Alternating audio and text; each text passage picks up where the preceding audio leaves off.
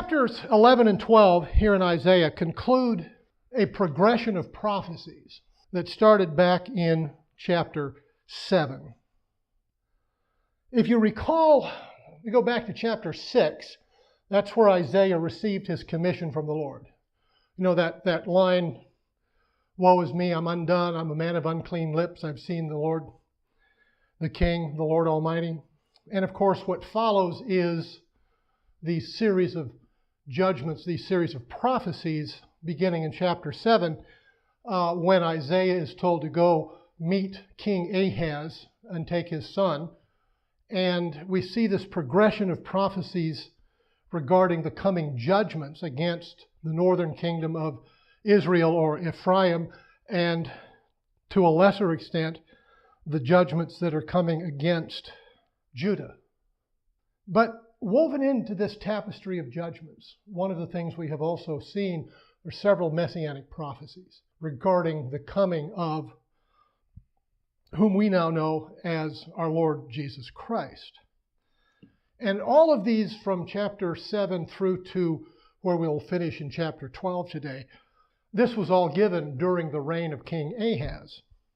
And where we were last week as we were finishing out of chapter 10, we saw the judgment of the Lord turn from what he was bringing against the northern kingdom and the southern kingdom to his judgment of Assyria because of their ambitions against the northern kingdom of Ephraim or Israel, but specifically because of their designs against Judah and Jerusalem. And of course that concluded with the promise of the Lord's bringing a remnant back from Assyria into the northern kingdom. And what we come into then in chapters 11 and 12 is this wonderful description of who Messiah will be and what his kingdom will be. But before we get there, I want to drop, I guess it's not really back because this is not a prophecy that's actually written in the future, because this is back to Daniel's 9th chapter. We've looked at this before here in this study in Isaiah. This is Daniel 9, 26 and 27. "After the 62 sevens, the anointed one will be put to death and will have nothing. The people of the ruler who will come will destroy the city and the sanctuary. The end will come like a flood, war will continue to the end, and desolations have been decreed. He will confirm a covenant with many for 1 7. In the middle of the 7, he will put an end to sacrifice and offering, and at the temple he will set up an abomination that causes desolation until the end that is decreed is poured out on him."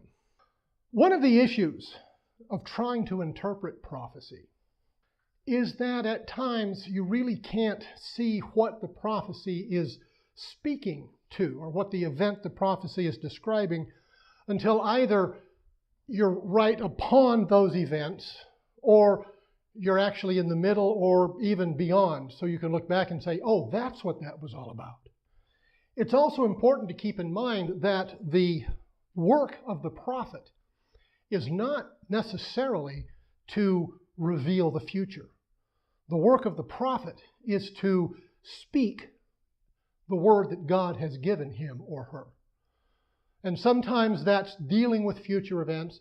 Sometimes that's dealing with get right with God now. In these two verses in Daniel, we're seeing this, we've talked about this period, this 490 year, these 77s, this 490 year period that will define the ultimate establishment of the Messianic kingdom. This passage in particular in verses 26 and 27 appear to be talking about the last 7 years, the final week of Daniel's prophecy, the 70th week, if you will. And verse 26 seems to indicate that Israel's Messiah, the anointed one, will be cut off. I think the NIV says put to death. The New American Standard, I like this a little better because I think it's a little more accurate. Then after the 62 weeks, the Messiah will be cut off and have nothing. And the people of the prince who is to come will destroy the city and the sanctuary. And its end will come with a flood. Even to the end there will be war, desolations are determined. Now, Jesus was crucified in about AD 30. And Jerusalem and the temple were destroyed in about AD 70. So it's about a generation from the crucifixion to the time of the destruction of Jerusalem and the temple. Now, a lot of interpreters like to see this prince that's talked about here, or this ruler who is to come, as Caesar or some future iteration of Caesar. And so a lot of interpreters see what's coming in the future when we move into what we see described in the book of Revelation as a revived Roman Empire. And I'm not sure that's what is going to happen, because I don't think it's talking about a specific person here when it talks about the people of the ruler or the people of the prince who is to come. I think what Daniel is talking about here is more, in a general sense, the spirit of the Antichrist, something John talks about in his letters. The people are inspired. In other words, the Roman army, which comes in AD 70 under Titus to destroy the city, to raise the temple, are inspired, driven, if you will, by the spirit of the Antichrist, Satan. So what does all this then mean? The 70th week. A lot of interpreters like to see this as the crucifixion, the destruction of Jerusalem and the temple, and then what is often referred to as the church age, as a taking place in this gap between the end of the 69th week and the beginning of the 70th week.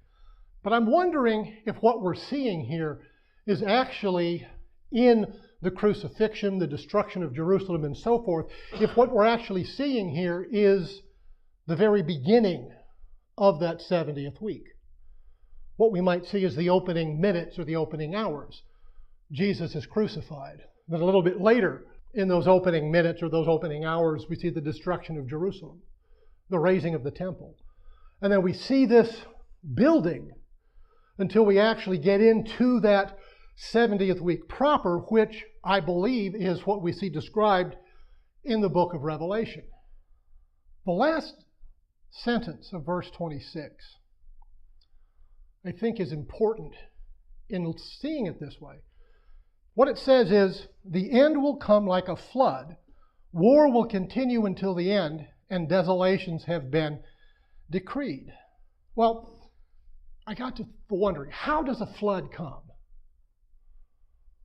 You know, oftentimes you don't realize the flood is coming until it's on you. I mean, you see, right? Go up to the James. I was talking at breakfast this morning. One year there was a horrific flood on the Potomac when I was working in Georgetown up in Washington. But you see a slight increase in the volume of water. You know, there are times you're looking at the James, or when I was up in Washington, you're looking at the Potomac, and you can barely detect the flow of the current. And then the rains come, and the volume of water increases and increases, and the river overflows its bank. And I can remember during this, I don't know if it was one of the 100-year floods, but it was a serious flood up there, actually going down on my lunch break and sitting about a block away from the Potomac from where I usually would sit, because that's as close you could get, because if you got much more closer, you were getting your feet wet. But sitting there watching trees floating down the river. I mean, you could time them. They were moving that fast. The flood starts small volume of water, and it slowly increases until all of a sudden you've got a torrent of water that's sweeping everything away from it in its path. You ever been up in the mountains? You see one of those little bitty mountain streams, and you look along that little bitty mountain stream and you see these huge boulders. You know how they got there? That little bitty stream flooded. That's the power of a flood. That's what it's saying here. The end will come like a flood. And what are we seeing as we watch world events coming forward from the time of Christ? Are we not seeing these world crises, having started in small volumes, increasing and increasing and increasing to the point where we are today. Of course, remember, war will continue until the end. One of the harbingers of his return, Jesus told us in the Olivet Discourse, was we would hear rumors or hear of wars and rumors of wars. And then verse 26 ends, desolations have been decreed, or as the New American Standard puts it, and its end will come with a flood. Even to the end there will be war. Desolations are determined.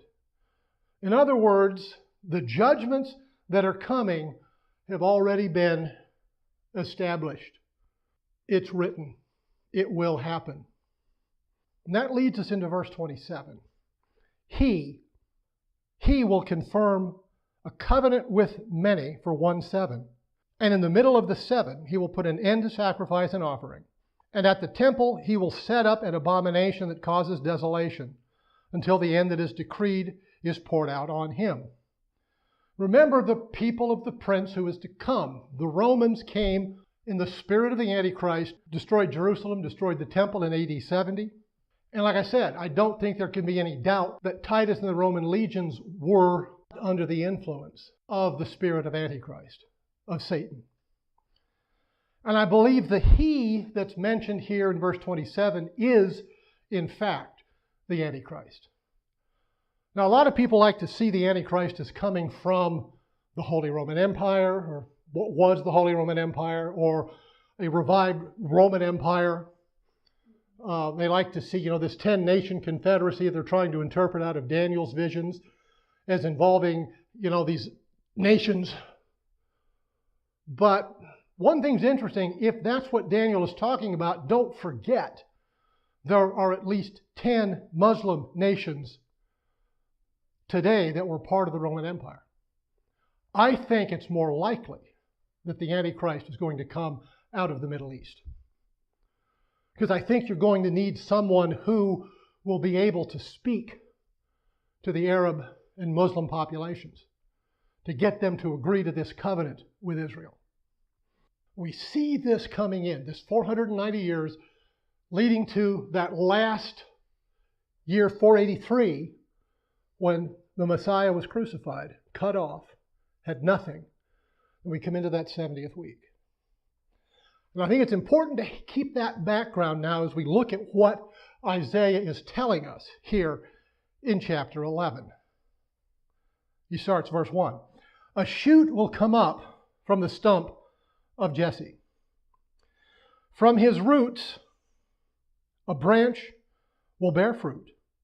The Spirit of the Lord will rest on him, the Spirit of wisdom, of understanding, the Spirit of counsel and of might, the Spirit of the knowledge and fear of the Lord. He will delight in the fear of the Lord. He will not judge by what he sees with his eyes, or decide by what he hears with his ears. But with righteousness he will judge the needy. With justice he will give decisions for the poor of the earth. He will strike the earth with the rod of his mouth. With the breath of his lips he will slay the wicked.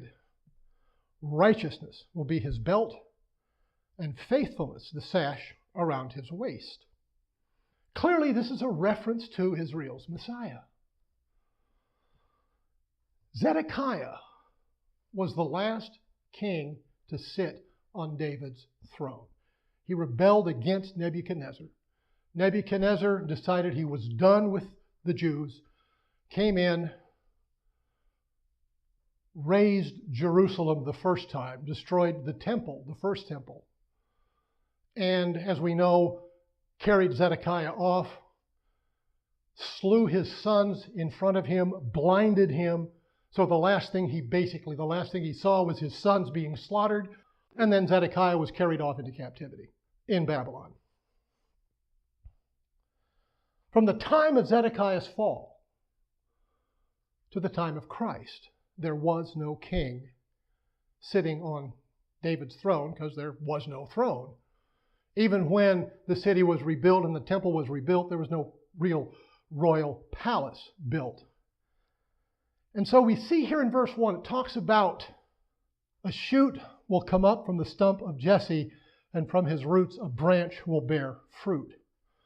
And it's interesting that it's not talking about the line of David, a king from the line of David being reestablished, but a shoot from the stump of Jesse.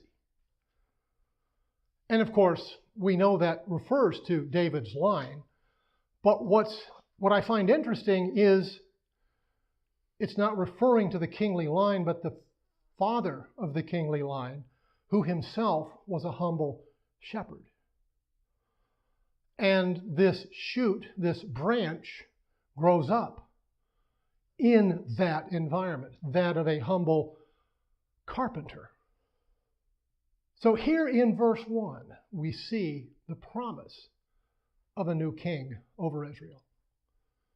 Because that's essentially what that means. Shoot from the stump of Jesse, the branch will bear fruit. As we know, that fruit would not be the fruit of conquest and kingdom, but rather it would be the fruit of righteousness, of knowledge of the Lord, of the fear of the Lord, the fruit of wisdom, the fruit of justice for the poor. And we saw these things in the life of Jesus during his earthly ministry. But we also see in this prophecy a glimpse of the returning Messiah. In verse 4, when it says, he will strike the earth with the rod of his mouth, with the breath of his lips, he will slay the wicked. So we see this picture of the Messiah. And then, as we move into verse 6, we begin to see a description of this kingdom, this future kingdom of Israel that Messiah will establish. Verse 6, the wolf will live with the lamb, the leopard will lie down with the goat, the calf and the lion and the yearling together, and a little child will lead them.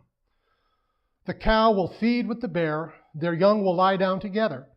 The lion will eat straw like the ox. The infant will play near the cobra's den. The young child will put his hand into the viper's nest. They will neither harm nor destroy on all my holy mountain, for the earth will be filled with the knowledge of the Lord as the waters cover the sea. In that day, the root of Jesse will stand as a banner for the peoples. The nations will rally to him, and his resting place will be glorious. Of course, his resting place, I think, is referring to a rebuilt temple. Because remember, it was in the temple in the Holy of Holies where the Ark of the Covenant was placed. And of course, God considered this his throne room on earth. But this is not something we're seeing today in most cases. I mean, occasionally you'll see, the prey and the predator getting along. But usually they get along right up to the point where the predator gets hungry and the prey becomes lunch. I believe what Isaiah is describing here is essentially a type of Eden. What God had originally intended this world to be, and what he had originally intended mankind to be within that garden from the beginning of creation. Moving into verse 11, in that day the Lord will reach out his hand a second time to reclaim the surviving remnant of his people from Assyria, from Lower Egypt, from Upper Egypt, from Cush, from Elam, from Babylonia, from Hamath, and from the islands of the Mediterranean. He will raise a banner for the nations and gather the exiles of Israel.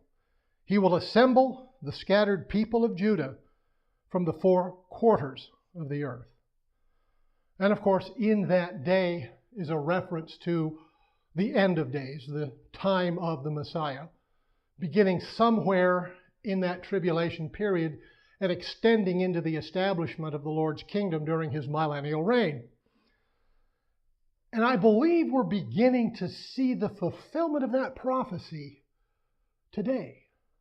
Because what is happening is the Jewish people are from all over the world being gathered to the nation of Israel. I also believe this is something that will continue to happen. I don't think we will see the completion of this until the conclusion of the tribulation. I think in part what is driving a lot of this is this rise of anti-Semitism that we're seeing in the world again. I mean, even in this country, we're seeing anti-Semitism rear its ugly head. And the Jewish people are becoming less and less welcomed around the world, with the one exception of Israel. I can't help but think that in part, God is allowing this rise of anti-Semitism as a force or an impetus behind causing his people to return to his holy land of Israel. You know, one of the interesting things we see in the book of Ezekiel, what he's talking about in chapters 35 and 34, 35, 36, he's talking about not necessarily restoring the people to the land, but restoring the land to prepare it to receive the people. Verse 13, Ephraim's jealousy will vanish, and Judah's enemies will be destroyed. Ephraim will not be jealous of Judah, nor Judah hostile towards Ephraim. And of course, as we've talked about, Ephraim is another one of the names used for the northern kingdom. It's called Israel, it's called Ephraim, northern kingdom. And one of the interesting things is that almost from the beginning, going all the way back to the time of the conquest of Canaan, there's been a degree of antipathy between the northern tribes and the southern tribes. They didn't want to unite under Saul. They didn't want to unite under David, although they didn't have much choice. And of course, if you remember, after Solomon's death, the northern tribes split from the kingdom and formed their own nation. And from that point forward, there was almost open hostilities between the northern and southern kingdoms, to the point of sometimes outright war. The only period in which there was any real peace between the two kingdoms was during the reigns of Jehoshaphat in the south and Ahab in the north, when they were kind of allied because Ahab needed Jehoshaphat's army because he couldn't defeat his enemies on his own. And of course, it was in that battle that Ahab eventually gets killed, and Jehoshaphat almost gets killed and realizes that he shouldn't have done this in the first place. But that's another sermon. So we've seen this animosity between the northern and southern kingdoms, between Ephraim and Judah. And what Isaiah is saying here in verse 13, Ephraim's jealousy will vanish and Judah's enemies will be destroyed. Ephraim will not be jealous of Judah, nor Judah hostile towards Ephraim. There's going to be peace in the United Kingdom eventually, either as we approach the Messiah's return or as Messiah has returned. And then verse 14, they, and I think this they is referring to this united kingdom, this united country of Israel, they will swoop down on the slopes of Philistia to the west. Together they will plunder the people to the east. They will subdue Edom, Moab, and the Ammonites will be subject to them. They, a united Israel, will swoop down on the Philistines. Who are the Philistines? Well, there's some thought that the word Philistine has formed the basis for the people we today call Palestinians. And of course, Philistia occupied that piece of real estate in biblical times that today we refer to as the Gaza Strip. And so it says here in verse 14, Israel will swoop down on the slopes of Philistia to the west. Eventually, the Gaza Strip is going to be incorporated back into Israel.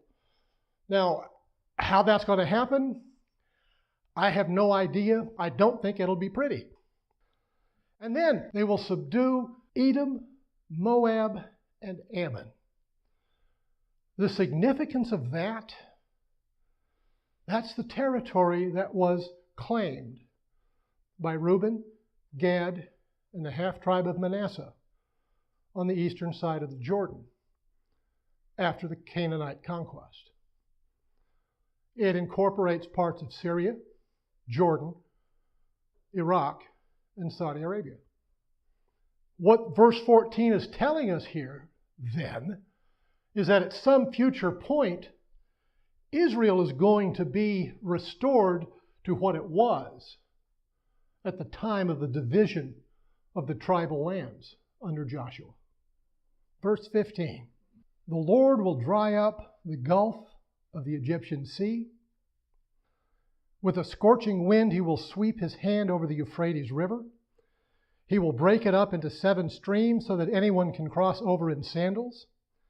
There will be a highway for the remnant of his people that is left from Assyria, as there was for Israel when they came up out of Egypt. The whole land that Israel had occupied in the time of Joshua and into the time of the judges, I believe, is going to be restored to them. And I believe what this is saying here in verses 15 and 16 is that God is going to create a path to facilitate or to ease the journey that his people, the children of Israel, will have to take in order to return to his holy land of Israel. Now, all of this that we see here in chapter 11, this is what the Jewish people at the time of Christ were expecting to see happen. And that it didn't happen like this is the reason why so many Jews at the time of Christ, and even up until today, have rejected and are rejecting Jesus as Israel's Messiah. Jesus couldn't be the Messiah because none of this came to pass. But as we shall see later in Isaiah and in some of the other prophecies, some of the other prophets, there were 2 Messiahs spoken of in the prophetic works. One was the suffering servant, and one was the reigning king. The servant to bring righteousness, the king to come in triumph and reign over revived Israel. The suffering Messiah was to show the path to righteousness. The reigning Messiah was to establish justice. Something Alan said a few weeks back, and I think it really has become part of what I'm looking at in terms of one of the themes that we see here in these prophecies, is the idea that righteousness must be established before the kingdom can be established. Righteousness is what God has been calling mankind to since the dawn of creation. We missed it with Adam in the Garden of Eden. We missed it mostly under Noah. Only one family survived the flood. We began the path with Abraham, but as the nation of Israel grew, they missed it. They missed it under Moses. They missed it under David. They missed it under the kings. They missed it under the prophets. And even when Jesus came, we still miss it. We have not reached that point where the focus of our lives is seeking to be the righteous people of God. I think we're getting closer. But that's the reason why. Righteousness must be established before the kingdom can be established. And that's what the Jewish people missed then and miss now. They didn't need a reigning Messiah.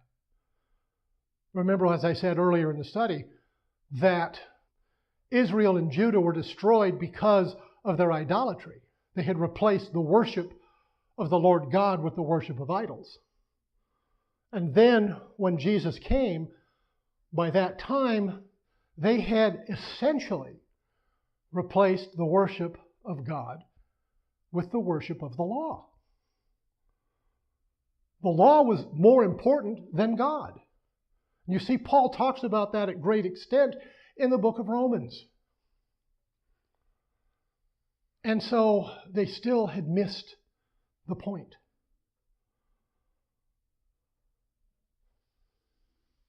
Jerusalem was destroyed a second time because worship of the law had replaced the worship of God, like worship of idols had replaced the worship of God before. Into chapter 12 briefly. The NIV I have lists this as songs of praise. In that day you will say, I will praise you, Lord, although you were angry with me. Your anger has turned away, and you have comforted me. Surely God is my salvation. I will trust and not be afraid. The Lord himself is my strength and my defense. He has become my salvation. With joy you will draw water from the wells of salvation. In that day you will say, give praise to the Lord, proclaim his name, make known among the nations what he has done, and proclaim that his name is exalted. Sing to the Lord, for he has done glorious things. Let this be known to all the world. Shout aloud and sing for joy, people of Zion, for great is the Holy One of Israel among you. This, quite simply, is a 2-stanza psalm, a psalm of praise. In that day, again, a reference to the time of the Lord's earthly kingdom, what we call the end of days, referred to as the end of days, when Messiah's earthly kingdom is established. God's people will be singing his praises. And his people, I believe, include not only the physical children of Israel, the descendants through Jacob from Father Abraham, but also the spiritual children of Israel, those who, like Abraham, had faith counted to them as righteousness, those who come out of the Gentile world into Christ and are grafted into the children of Israel by faith in Jesus Christ. We will all be singing the praises of God Almighty, our Father, his Son, and the Holy Spirit. We will all gather and sing praises to God in the kingdom. Any questions? Thank you.